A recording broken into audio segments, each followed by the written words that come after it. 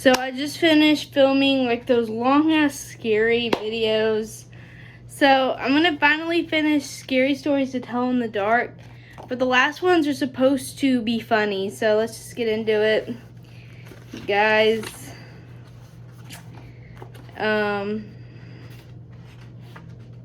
So these are supposed to be funny. They're not supposed to be scary.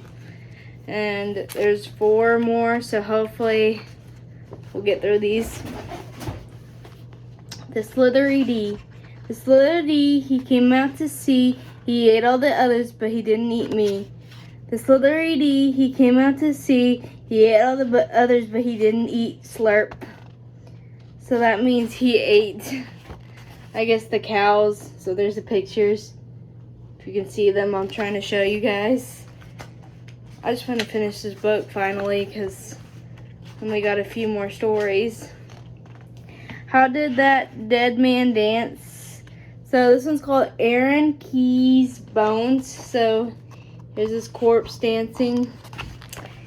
Aaron Key's Bones. Aaron Kelly's bones. Aaron Kelly was dead. They brought him a coffin and had a funeral and buried him. But that night he got out of his coffin and he came home. His family was sitting around the fire when he walked in. He sat down next to his window and he said, "What's going on? You all act like somebody died. Who's dead?" His widow said, "You are." "I don't feel dead," he said. Alright, yeah. Sorry. "I don't feel dead," he said. "I feel fine." "You don't look fine," his widow said. "You look dead. You better go back to the grave where you belong." "I'm not going back to the grave until I feel dead," he said. Since Aaron wouldn't go back, his widow couldn't collect his life insurance. Without that, she couldn't pay for the coffin. When the undertaker said that he would take it back, Aaron didn't care. He just sat by the fire, rocking in a chair and warming his hands and feet. But his joints were dry and his back was stiff, and every time he moved, he creaked and cracked. One night, the best fiddler in town came to court the widow. Since Aaron was dead, the fiddler wanted to marry her. The two of them sat on one side of the fire, and Aaron sat on the other side, creaking and cracking. "How long do we have to put up with this dead corpse?" the widow asked. "Something must be done," the fiddler said. Sorry. This isn't very jolly, Aaron said. "Let's dance." But the fiddler got out his fiddle and began to play. Aaron stretched himself, shook himself, got up, took a step or two, and began to dance. With his old bones rattling and his yellow teeth snapping and his bald head wagging and his arms flip-flopping around and around he went. With his long legs clicking and his knee bones knocking, he skipped and pranced around the room. How that dead man danced, but pretty soon a bone worked loose and fell to the floor. "Look at that," said the fiddler. "Play faster," said the widow. The fiddler played faster. Crickety-crack, down and back the dead man went, hopping, and his dry bones kept dropping this way, that way. The pieces just kept popping. "Play, man, play," cried the widow. The fiddler fiddled and dead Aaron danced. Then Aaron fell apart, collapsed into a pile of bones, all except his bald head bone that grinned at the fiddler, cracked its teeth, and kept dancing. "Look at that," groaned the fiddler. "I'm sorry. I don't know why I'm coughing," groaned the fiddler. "Play louder," cried the widow. "Ho, ho," said the head bone. "Ain't we having fun?" The fiddler couldn't stand it. "Widow," he said, "I'm going home," and he never came back. The family gathered up Aaron's bones and put them back in the coffin. They mixed them up so he couldn't fit them together. After that, Aaron stayed in his grave, but his widow never did get married again. Aaron had seen to that. Oh yeah, he was like, "I'll make sure you never get married. I'm the only one you can marry." So this one's called Wait Till Martin Comes. It reminds me of Wait Till Helen Comes, which that was a good book. Wait Till Martin Comes. An old man was out for a walk when a storm came up. He looked for a place to take shelter. Soon he came to an old house. He ran up on the porch and knocked on the door, but nobody answered. I'm sorry if I'm reading too fast. I'm sorry. I'll try to slow down a little bit. By now, rain was pouring down, thunder was booming, and lightning was flashing. I just said I would slow down and I keep reading fast. I'm sorry. I'm just so excited. So he tried the door. When he found it was unlocked, he went inside. Except for a pile of wooden boxes, the house was empty. He broke up some of the boxes and made a fire with them.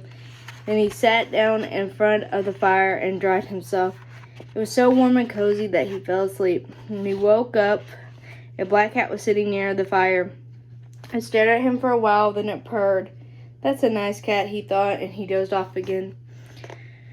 While he opened his eyes, there was a second cat in the room, but this one was as big as a wolf. It looked at him very closely and it asked, "Shall we do it now?" "No," said the other cat. "Let's wait till Martin comes." I must be dreaming, thought the old man. He closed his eyes again, then took another look, but now there was a third cat in the room, and this one was as big as a tiger. It looked the old man over and it asked, "Shall we do it now?" "No," said the others. "Let's wait till Martin comes." The old man jumped out the window, and started running. "When Martin comes, you tell him I couldn't wait," he called. So there's the kitties. The 3 kitties. "When Martin comes, you tell him I couldn't wait," he called. So that was the end of that story. He just got up and ran. That would too. And this is the last story in this book. We finally finished it, guys. Can you believe it? The Ghost with the Bloody Fingers. A businessman arrived at a hotel late one night and asked for a room. The room clerk told him the hotel was all filled up. "There's only one empty room," he said, "but we don't rent that one because it is haunted."